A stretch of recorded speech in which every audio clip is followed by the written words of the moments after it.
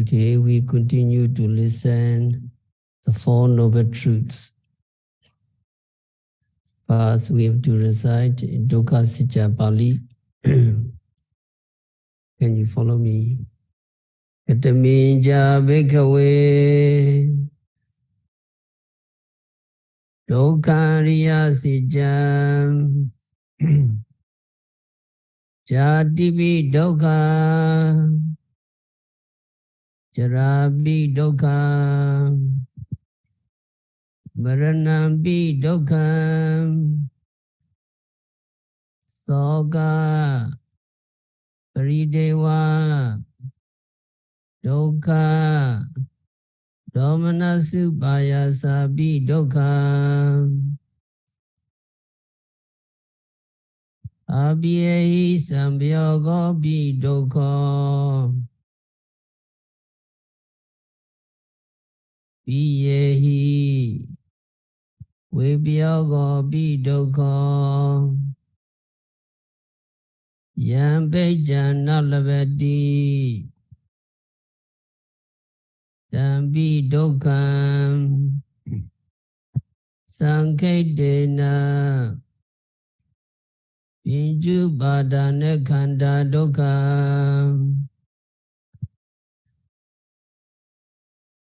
We recite together. Kataminja Bhikkhave Dukkha Riya Sacca Jatipi Dukkha Jarapi Dukkha Maranampi Dukkha Soka Paridewa Dukkha Domanasu Payasapi Dukkha Abhyehi Sambhyogopi Dukkha Viyehi Vibhyogopi Dukkha Yambejana Lavati Dambi Dukkha Sanketena Pinju Badane Khanda Dukkha. Translation, follow me. And what bhikkhus is the noble truth of suffering? Birth is suffering, aging is suffering, death is suffering, sorrow, lamentation, pain, grief, and excessive despair are suffering. Association with the dislike is suffering.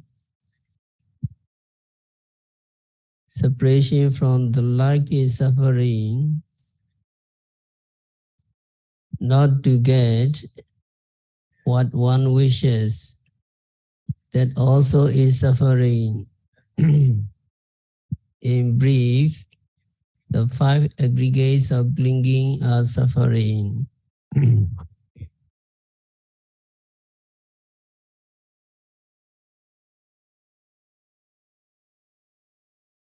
So all types of suffering, Buddha expounded. Birth is suffering, aging is suffering, death is suffering. Death, marana, pi dukkha. Death means the extension of jivita namarupa, the extensions of the life principle, which has been in ceaseless operation since the time of our conception, as conditioned by individual karma in a particular existence.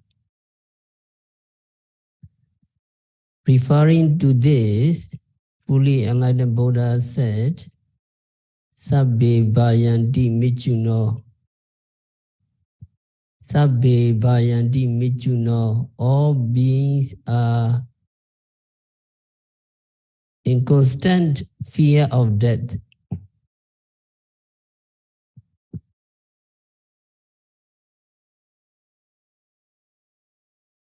Anagami, Arahant, they not fear, but all beings are in constant fear of death. So various kinds of death, death as conditioned by birth. When we take rebirth, we have to die. There we come death. And death by violence.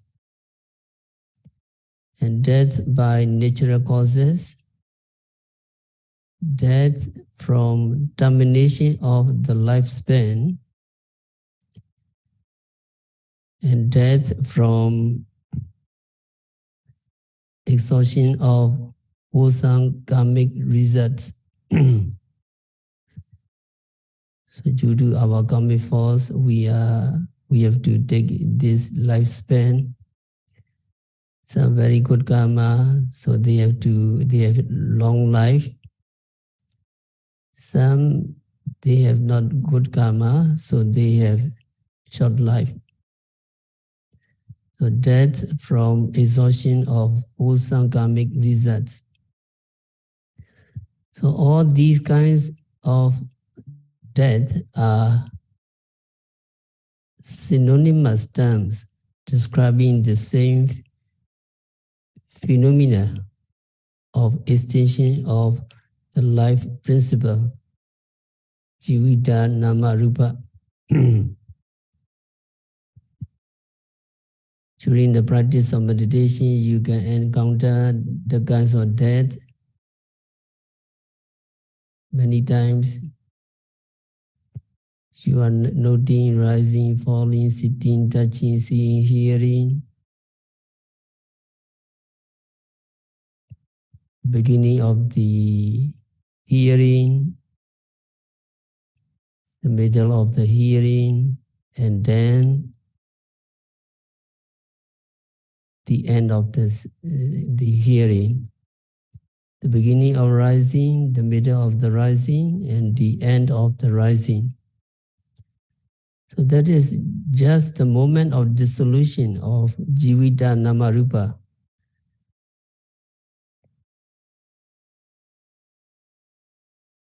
And that is not by itself pain nor distress.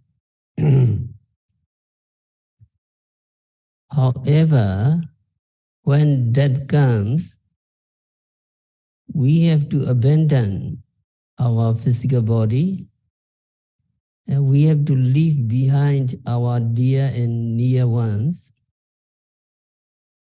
relatives, friends, together with all of our own properties. So at that moment, we are very weak to open our eyes. But when we open our eyes, people are looking at us and no hope. It is about to die. So the thoughts of living the present existence is very frightening.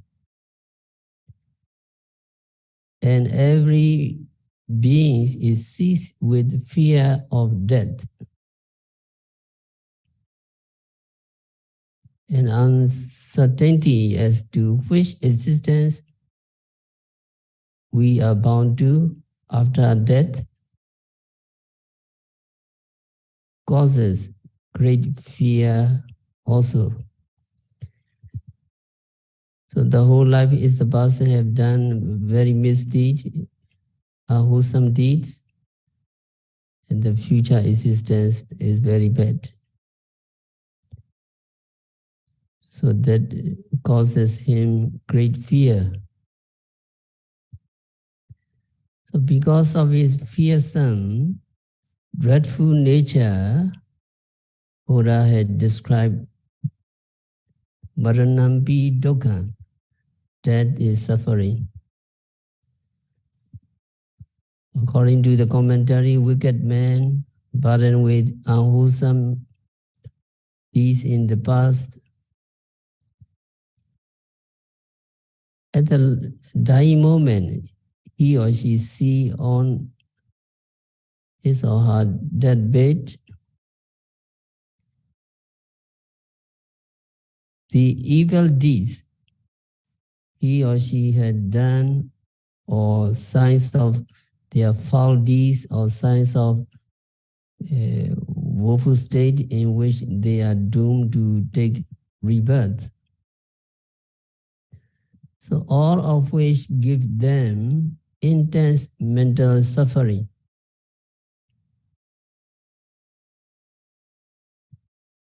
He or she dare not to go to another life because horrible life are waiting for him or her. So good people with accumulations of wholesome karma, they also suffer as they dwell on the approaching death because they cannot bear to part from all that he or she hold dear, beloved ones, and properties. So to die is not very easy. As death draws near, all beings are subjected to severe attacks of diseases and sickness. So that afflict the body with unbearable pain. You may have experienced the dying person. To die is not very easy, but some very heart attack, etc., they also suffer, but not very long. So death is the basic of all such physical and mental pain.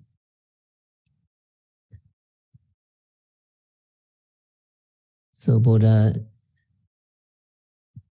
said, Maranampi dukkha, death is suffering.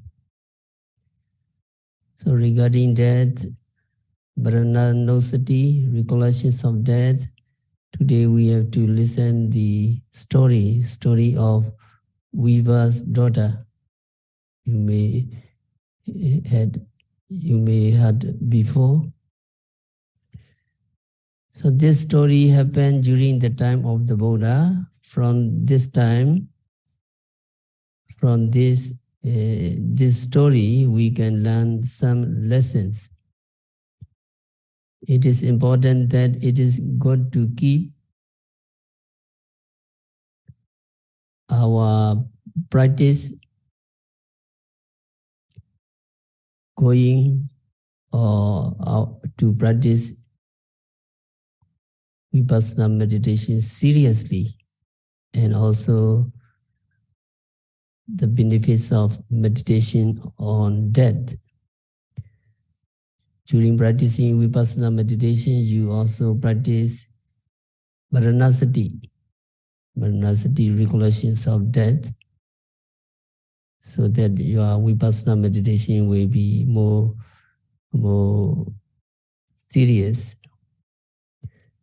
So at one time, Buddha went to a city called Alawi. So the people in that Alawi city invited the Buddha and offered him food as usual. And when the Buddha taught the Dhamma, Buddha told them to practice meditation on death,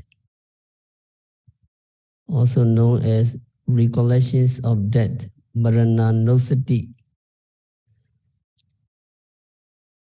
When you practice vipassana meditation, you practice metta meditation, meditation on death, and impurities of the body, and also Bodhanosati, recollections of the virtues of the Buddha also. Now meditation on death is not vipassana meditation. Recollections of death is one of 40 subjects of samatha meditation. But it is beneficial to practice this maranasati, maranosati. And when Buddha asked these people to practice, Buddha said, you reflect in this way. Marana mewa duwon, jivitan aduwon, awatame maritapa mewa, marana priyotsanan me jivitam, jivita mewa aniyadan, maranan niyatan. So Buddha teach them, Buddha asked these people to practice in this way. That means you should reflect in this way. Uncertain is my life, certain is my death. I shall surely die. Death will be the termination of my life. Life is unstable and death is sure. So you all have to practice in this way. So to remember this, so can you follow me? Uncertain is my life. Uncertain is my life. Certain is my death. I shall surely die. Death will be termination of my life. Death will be the termination of my life. Life is unstable. Death is sure. Life is unstable. Death is sure. So that is how meditators are taught to practice recollections of death. And the commentary said that when people practice meditation on death, they can get benefits.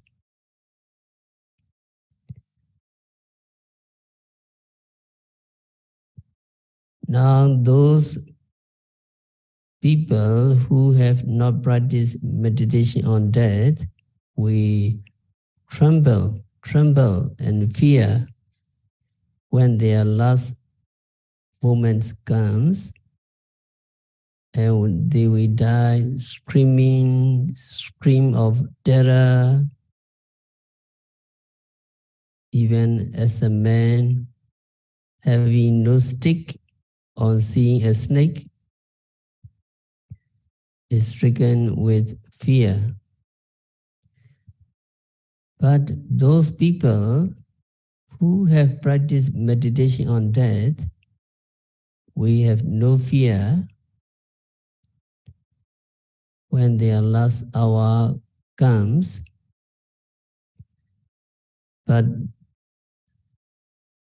we be like a steadfast man who sees a snake even from a distance,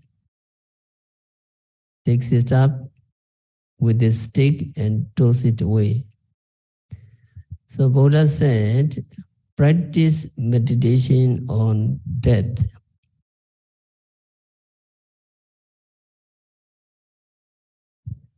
It is strange that when we practice meditation on death, we lose fear of death. Not altogether, but we lose some fear of death. That is because when we reflect on death, many times we become familiar with this experience. So when it really comes, we will be able to face it without much fear. So Buddha method is to meet it face to face rather than to run away from death. So Buddha's advice may be quite the opposite of what people are doing nowadays. So nowadays people don't want to hear about death. Unlucky. They don't want to think about death. Although they don't want to think about death, death is certain. Death will come one day, surely, and we cannot escape. So it is better to be prepared than to be frightened when the last moment of our life comes. So Buddha taught to these people to practice meditation on death. But the commentary says, with the exception of one young girl, about 16 years of age, who was a daughter of a weaver, nobody took Buddha uh, teaching seriously, and they followed their ways and forgot about recollections of death.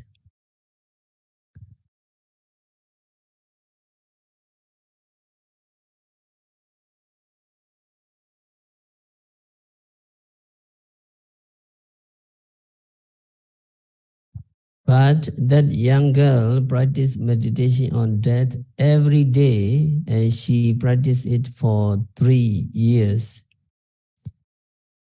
After 3 years, that means after teaching them to practice mindfulness of death, recollections of death, Buddha went back to the city of Savatthi. So for 3 years, the girl practiced meditation on death. After 3 years, one day, when Buddha surveyed the world, looking for beings who were mature enough to get enlightenment, this girl entered Buddha's knowledge.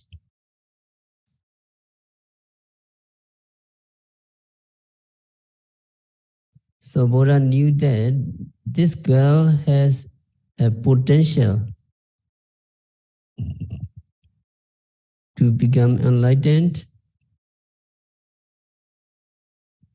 and Buddha knew that he would ask this girl 4 questions, and the girl would give the answer to the questions, and then Buddha would congratulate her on being able to answer the question correctly, and so on. So Buddha went again to the city of Alawi. When Buddha reached there, town people invited him to a meal. After taking the meal, Buddha was sitting looking for the girl. Although there was a multitude of people waiting for the Buddha to give a gladdening Dhamma talk, Anumodana, the girl was not there, and Buddha thought to himself, for the sake of that very person, I came this Alawi city, but she is not here yet. So Buddha waited, keeping silent. So when Buddha was silent, nobody dared to utter a word, so everybody was silent.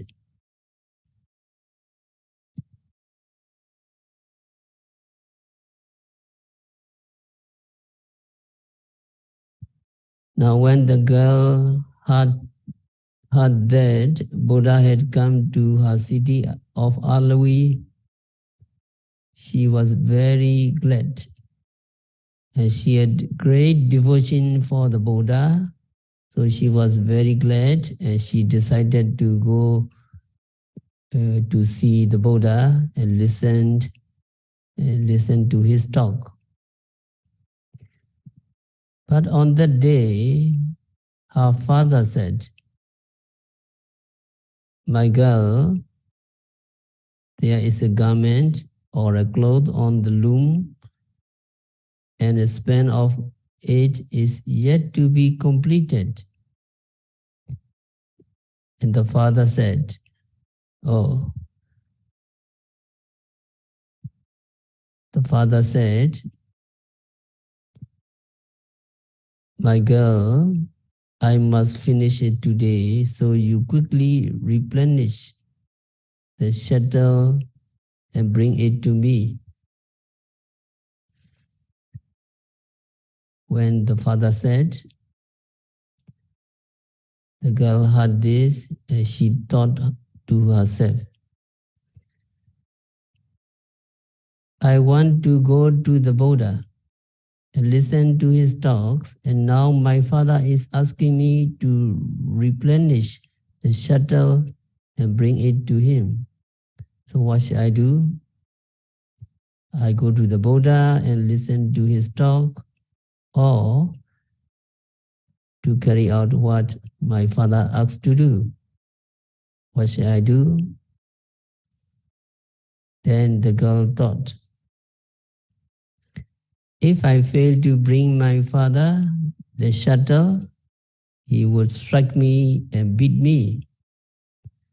So I will first replenish the shuttle and give it to him and wait until afterwards to hear the Dhamma talk." That means she will replenish the shuttle, and then she would bring it to her father, and after that she would go to the Buddha.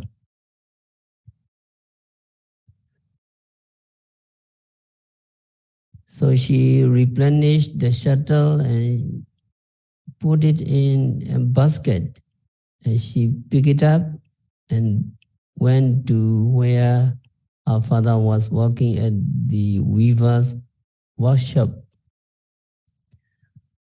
On the way, the girl, weaver's daughter, approached the multitude waiting for the Buddha to give a Dhamma talk. So she stood at the edge of the crowd and stood looking at the Buddha. Now Buddha saw the girl coming from a distance, and Buddha also looked at her. And when Buddha looked at her in such a way that she knew that Buddha wanted her to come closer, maybe the expression of the eyes of the Buddha was beckoning her to approach. So she put down the basket and went closer to the Buddha. When she came close to the Buddha, Buddha asked her 4 questions. The 4 questions are very interesting regarding death. The first question Buddha asked was,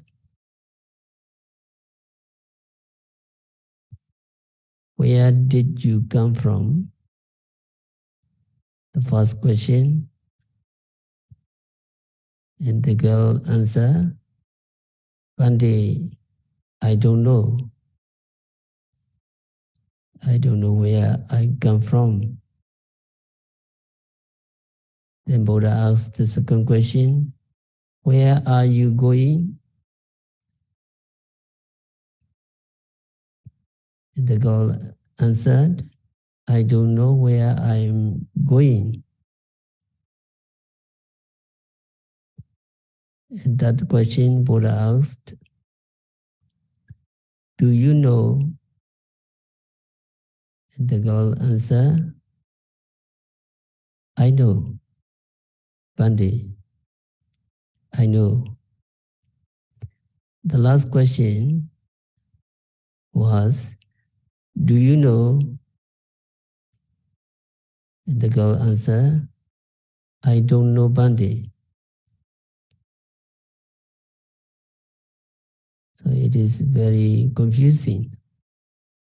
But they very clearly, the girl answered very clearly. Where do you come from? I don't know. Where are you going? I don't know. Do you not know? I know. Do you know? I don't know. So when the audience heard the girl gave this answer, they were offended.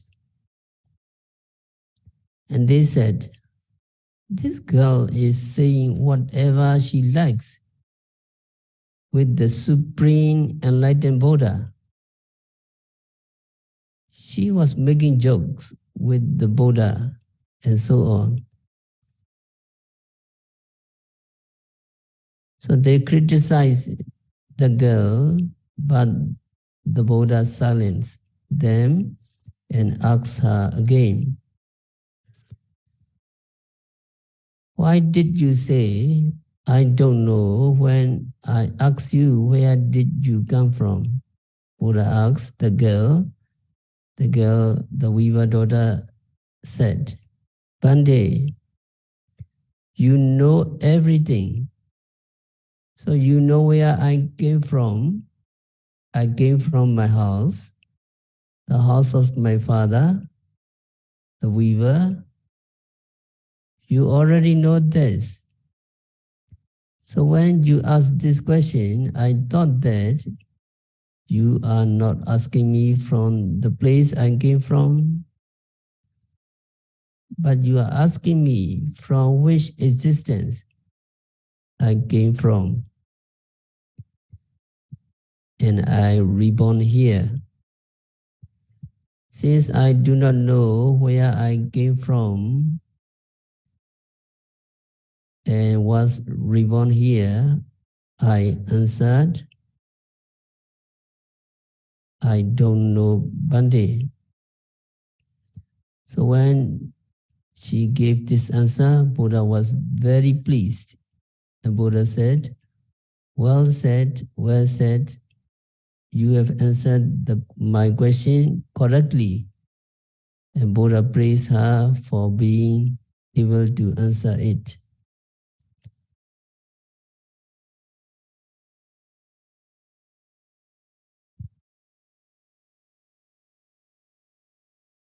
So do you answer this question? Where did you come from? Yes, we may guess we come from very good realms and we have accumulated a very good paramis. And what you are doing is the answer. Where did you come from? So it is sure that you come from very good realms. But now here the girl answer, I don't know where I come from. Then Buddha asked the next question. When I asked, where are you going? Why did you say, I don't know, Bande?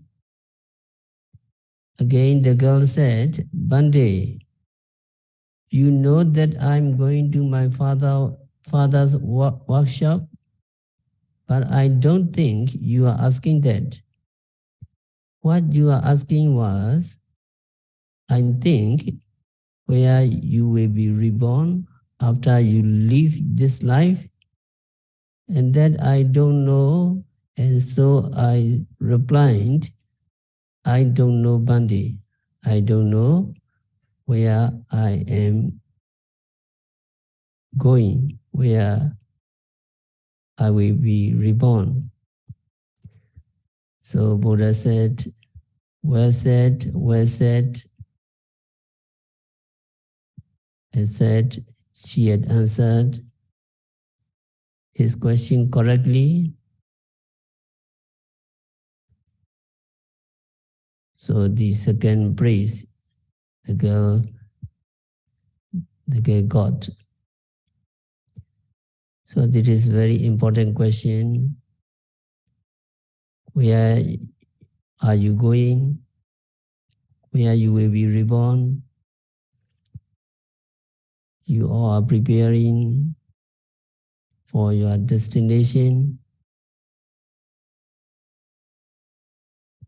Now the girl answered, I don't know where I am going.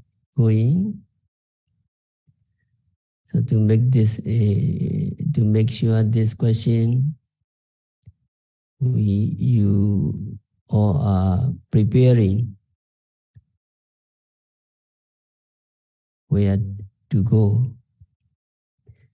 Now that question Buddha asks, when I ask you,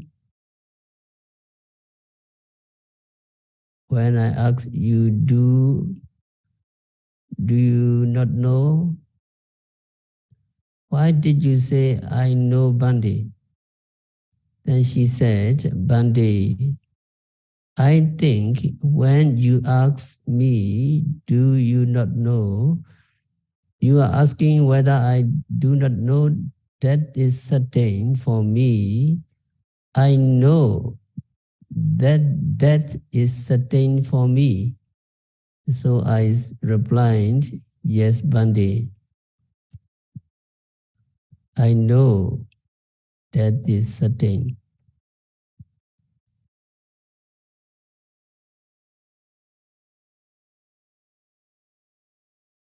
I do not know that is certain for me. I know that is certain for me. And so I said, yes, Bande. Then Buddha said, well said, and so on. And the last question, why did you say I don't know when I asked you, do you know? The girl said, although I know that is certain for me, I do not know when death will come, whether in the morning or in the afternoon, or whether this month or that month, and so I don't know when death will come. And so I replied, I don't know, Bande. Then Buddha said, well said, Buddha praised. And Buddha said, you answered my question correctly.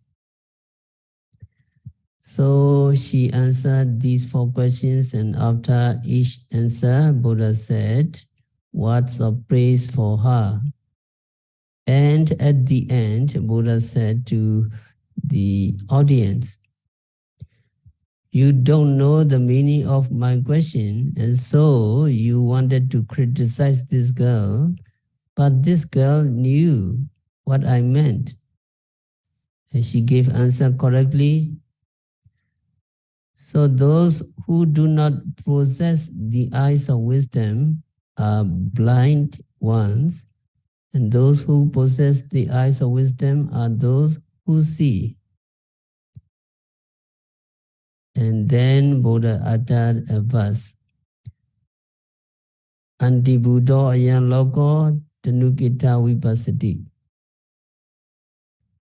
Sukuno jala mudawa abo sagaya gijati.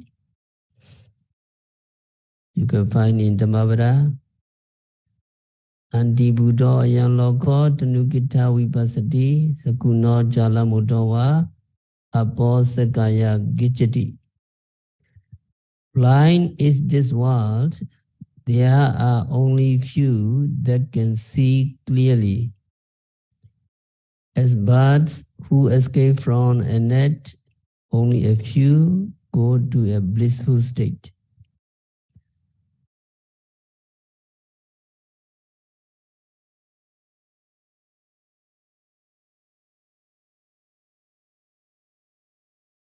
the world is blind and there are only few people who can see clearly,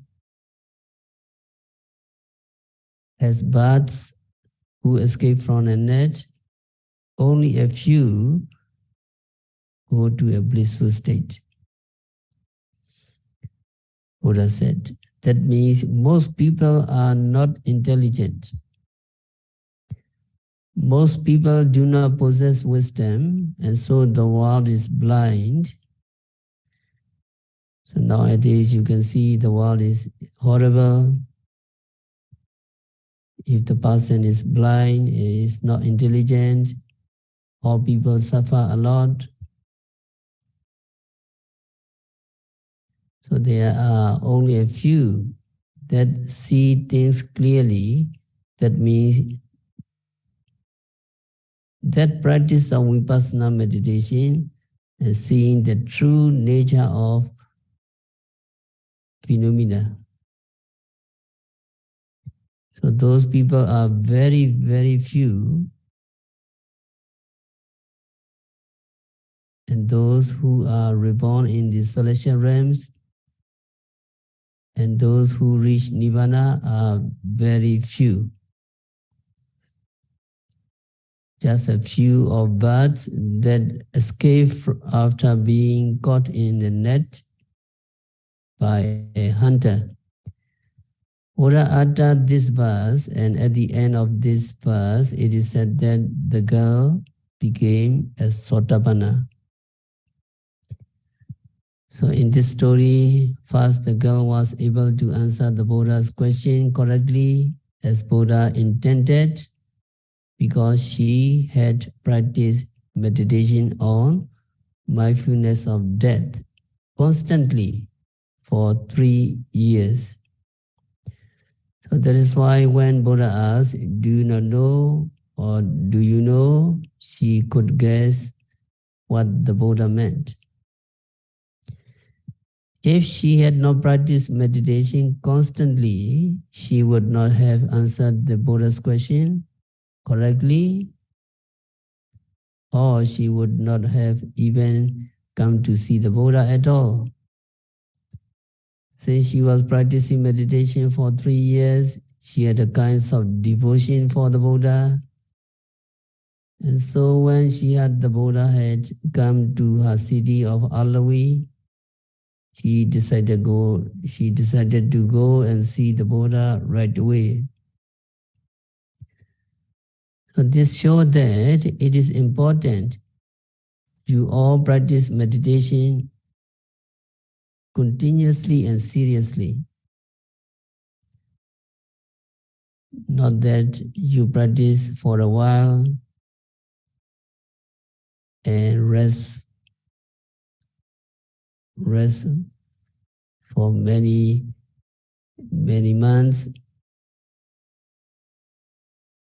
maybe 1 month, 2 months, 3 months. You practice again. That kinds of practice is not so beneficial and you do not gain momentum. Now you practice very continuously and diligently. 2 months is really good. So in this story shows that we must keep the practice with us constantly. That means every moment. In this intensive retreat like this. So we should practice whatever meditation we choose to practice and practice it every moment so that you are ready when the opportunity comes, that means enlightenment. So it is important that you keep your practice going, not just practicing once in a while, but it is better to practice regularly, diligently, continuously, precisely. If you have the desire and determination to keep it going, you can keep it going however much other activity interfere. So it is important that we keep the practice going constantly, every moment. There is one thing, and the other is the mindfulness of death. Today the topic is Marana, be dukkam. Death is suffering, death is horrible. We have to face the kinds of death. Although recollections of death is samatha meditation, it is good to practice together with vipassana. And as explained by the commentary, we can get benefits from the practice of mindfulness of death.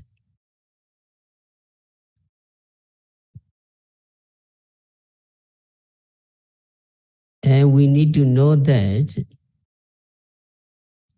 whenever we read stories like these, we find that at the end of the verse, so and so became enlightened. It seems so easy for them to gain enlightenment. Just listen the verse, they gain enlightenment. One verse has 32 syllables. To say these 32 syllables takes maybe 10 or 20 seconds. After 10 or 20 seconds, that person is enlightened. That is what impression we get from hearing these stories. Actually, these people became enlightened or became Sotapanna and so on, not without practicing Satipatthana meditation, belief. But these details were not mentioned in the story in the books, and they were not recorded.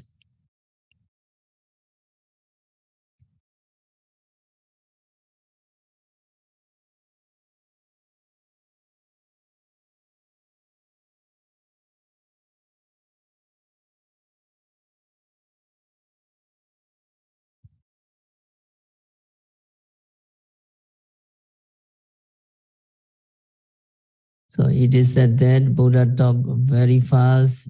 When we say one word, Buddha could say 128 words.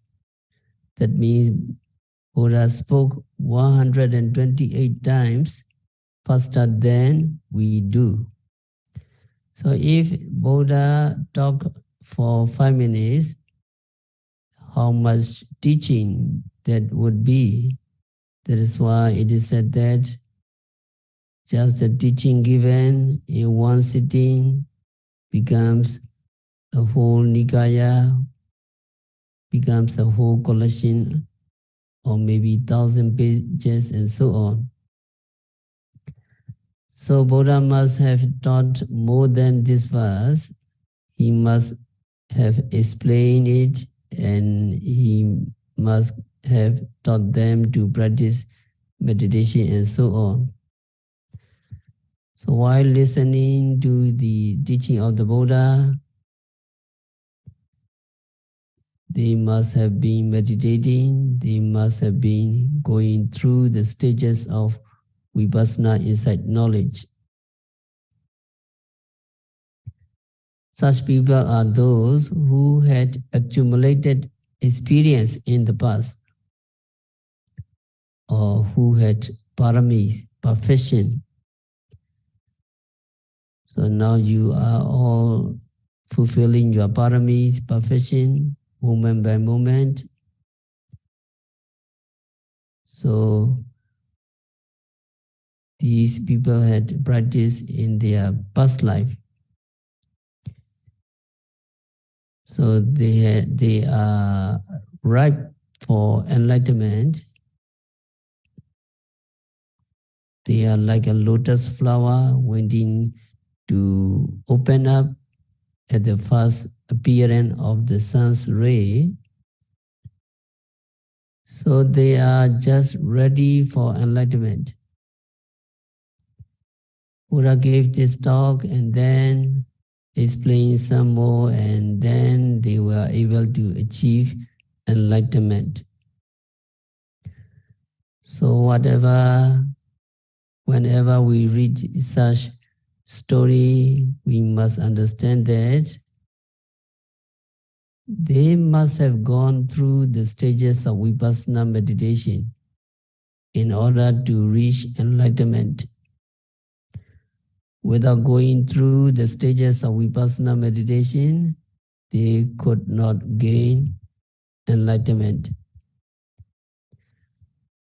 So now the girl became Sotapanna.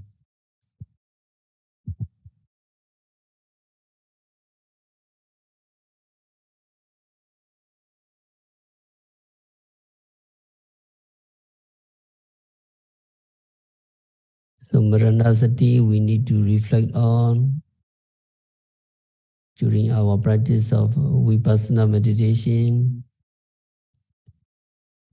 and we should not continue all of our time and energy to the pursuit of never-ending pleasure. It is better to practice so that we will find ourselves helpless in our deathbeds in our last moment.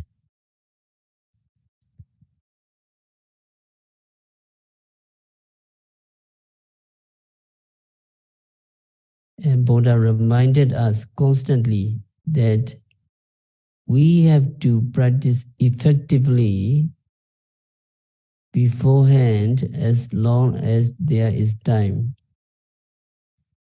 In the Bhattikarata Sutta, Buddha said, Ichewa kecha matapam kozinya marana suwe. Naino sinkarantina mahasinina michuna. That means today the effort must be made. Tomorrow death may come, who knows? No bargain, no agreement with death, no bargain with mortality can keep death and his army away. So now we should make effort to practice. Why? Because tomorrow we don't know. That may come. We're not sure. But that will surely come. And there's no agreement with death, no bargain with mortality.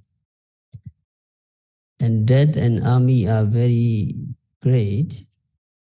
Flood, tornado, wildfire, poison, various kinds of diseases, many weapons. Now, developed country use missile, very dangerous. So that may come, we don't know tomorrow. So that is the Buddha reminder to us. Buddha reminded us constantly, Ichiwa Kicha Matapa, etc. And Buddha reminded, Jayata Bhikkhue Mapamadata Mapicha Viparisarino Uvutta Eyanwo Amaga Anusasani. Bhikkhus, meditators, meditate now, do not delay, or else You will regret it when you are old, when you are sick, when you are dying, when you are in the dying moment. This is my instruction to you. So Buddha is very urgent. He urging not to delay, don't regret, because when we are old, we cannot practice. When we are sick, cannot practice. When we are dying, we cannot practice. So that is to be reflected on every moment, and it will encourage you to practice Vipassana meditation seriously. So we will continue tomorrow. We have to stop our discourse for today. By practicing Vipassana meditation, by observing every phenomena occurring at the six senses, by noting, rising, falling, sitting, teaching, seeing, hearing, smelling continuously and meticulously, may all yogis be liberated from all suffering. May all yogis realize the real peace in the very near future. So